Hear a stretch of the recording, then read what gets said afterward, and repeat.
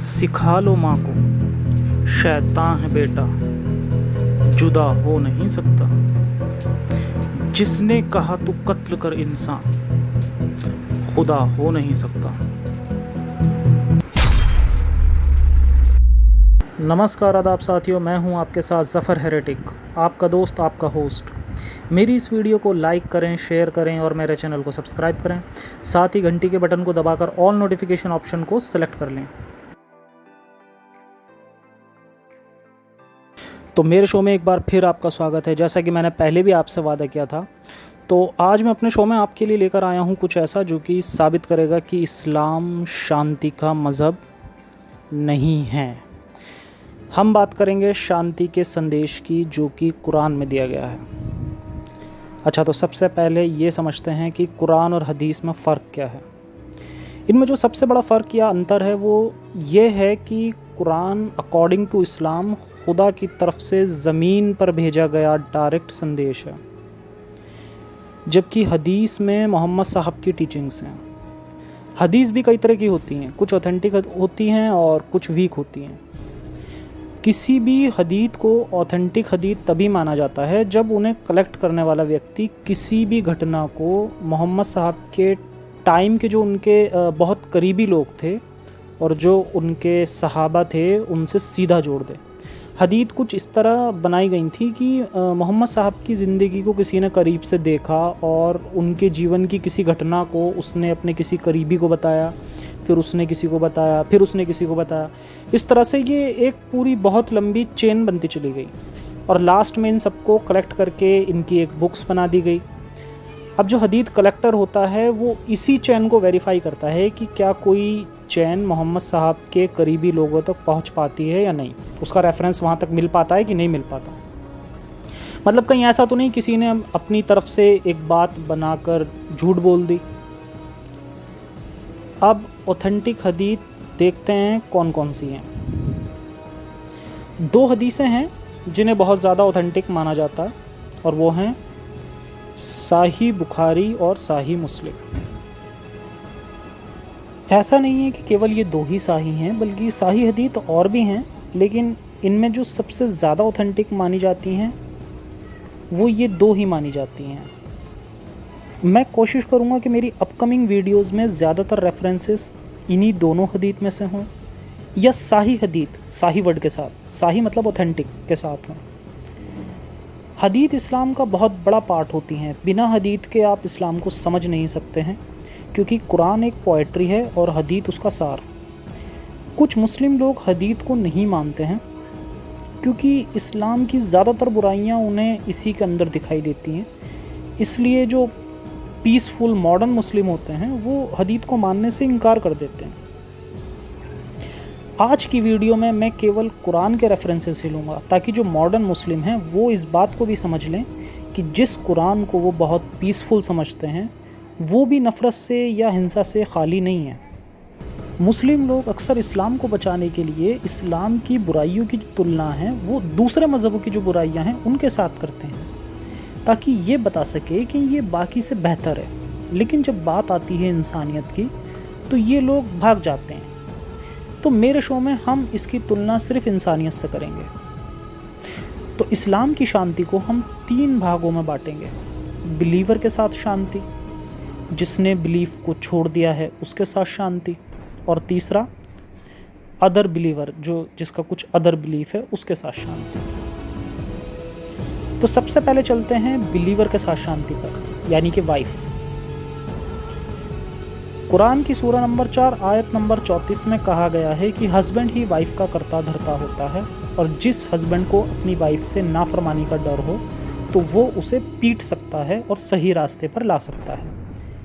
यहाँ पर ये नोटिस करने वाली बात है कि नाफरमानी का डर हो, यानी केवल नाफरमानी का अगर डर भी है उसे अपनी वाइफ से, तब भी वो उसकी पिटाई कर सकता है।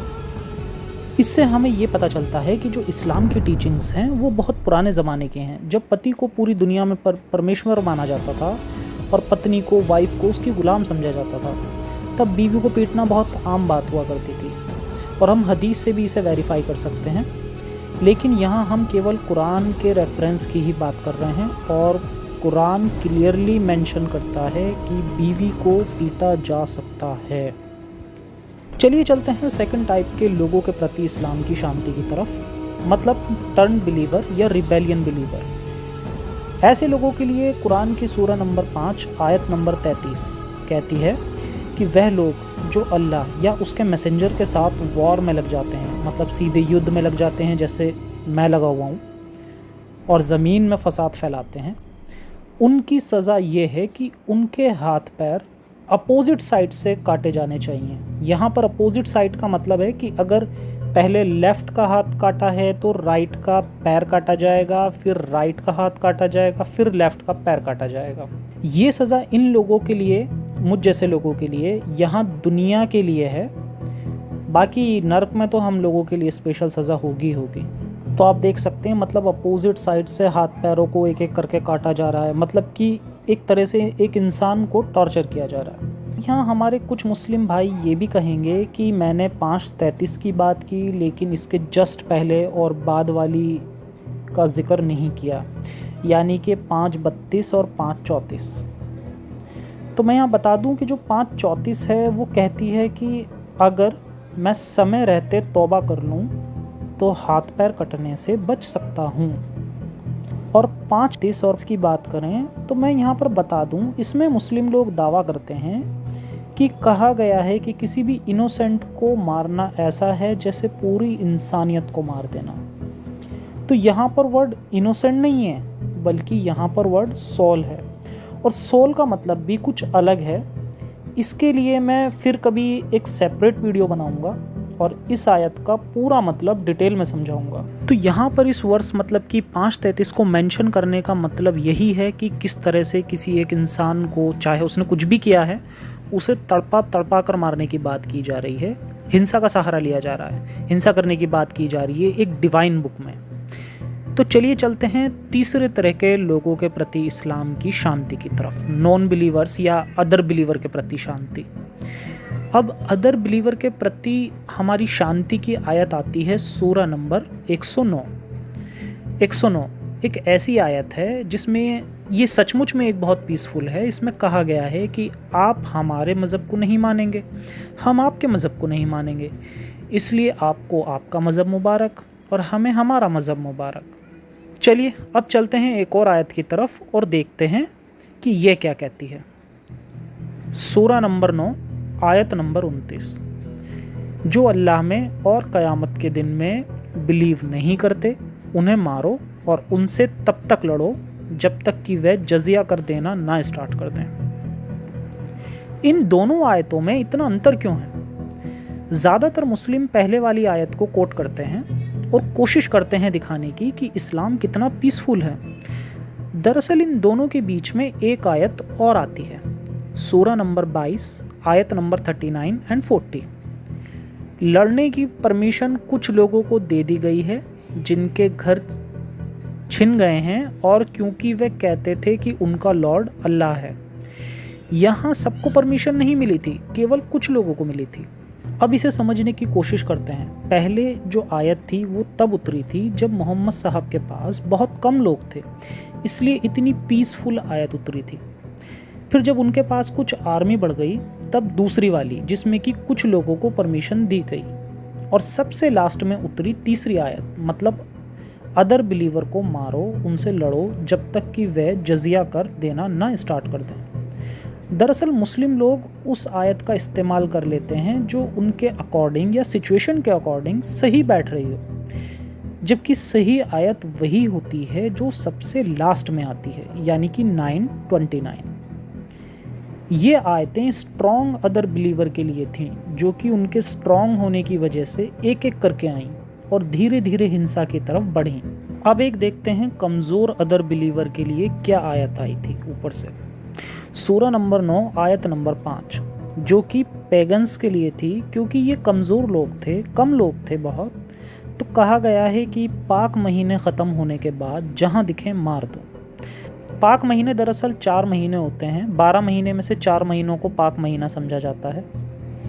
उन महीने के ख़त्म होने के बाद ये जहाँ पर भी दिखें उन्हें मारने का हुक्म है। मतलब अदर बिलीवर के लोगों को 2 तरह से ट्रीट किया गया है। एक स्ट्रॉन्ग और एक कमज़ोर। कमज़ोर के लिए सीधे कहा गया है मार देने के लिए, जबकि स्ट्रॉन्ग से एक राजनीति के तहत लड़ा गया। चलो अब ये देखते हैं कि पीसफुल रिलीजन में नॉन मुस्लिम से दोस्ती करने को लेकर क्या कहा गया है। कुरान की सूरा नंबर 3 आयत नंबर 28, खुदा के मानने वालों को खुदा के ना मानने वालों के साथ में दोस्ती मत करने दो, अगर कोई ऐसा करता है तो उसका खुदा से कोई लेना देना नहीं।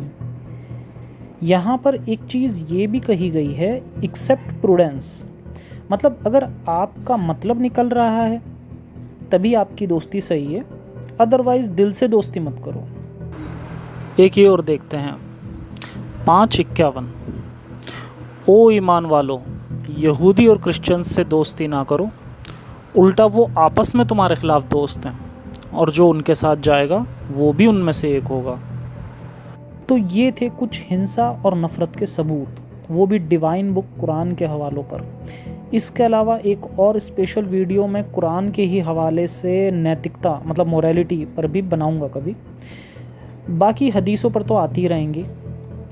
अब मैं एक बार फिर बता देता हूँ कि मेरा मकसद किसी तरह की नफ़रत फैलाना नहीं है, और अपनी पहली वीडियो में मैंने इसे क्लियर भी किया था, जिसे आप इस वीडियो के लास्ट में देख सकते हैं। मैं जानता हूँ कि एवरेज मुस्लिम इन बातों में बिलीव नहीं करेगा, और मैं भी एक शांतिप्रिय मुस्लिम ही था। यहाँ प्रॉब्लम मुस्लिम लोगों में नहीं बल्कि इस्लाम में है। जस्ट उसका उल्टा, जो मुस्लिम लोग कहते हैं कि प्रॉब्लम इस्लाम में नहीं बल्कि मुस्लिम्स में है, इसी को अपने चैनल के माध्यम से मैं साबित करता रहूँगा कि प्रॉब्लम्स मुस्लिम में नहीं बल्कि इस्लाम में है। मुस्लिम लोगों से मेरी अपील है कि जो मैंने आपको सच्चाई बताई है, अगर आपको लगता है कि उसमें मैंने कुछ झूठ बोला है, तो आप जो मैंने आपको आयतों के रेफरेंस नंबर दिए हैं उनको आप खुद से अपनी तरफ से वेरीफाई कर सकते हैं। और हमें ज़रूरत है अपनी सोच को बदलने की, हमें ज़रूरत है वैज्ञानिक सोच को अपनाने की, हमें ज़रूरत है ये 1400 साल पुरानी जो बेकार की बातें कही गई हैं बिल्कुल, इनसे अपना पल्ला झाड़ने की। जो मेरे नॉन मुस्लिम दोस्त हैं उनसे मेरी अपील है कि अपने मुस्लिम फ्रेंड्स को मेरा चैनल और वीडियोस रिकमेंड करें, ताकि वो कट्टरता से बाहर निकलकर फ्री थिंकिंग की तरफ बढ़ें और साइंटिफिक सोच को अपनाएं, क्योंकि हमारे देश को अभी इसकी सबसे ज़्यादा ज़रूरत है। बाकी आज के लिए इतना ही, बहुत जल्द फिर लौटेंगे आपके लिए कुछ इस्लाम से रिलेटेड लेकर। तब तक के लिए सुरक्षित रहें और अपनों का ख्याल रखें। जय हिंद, साइंस हाफिज़।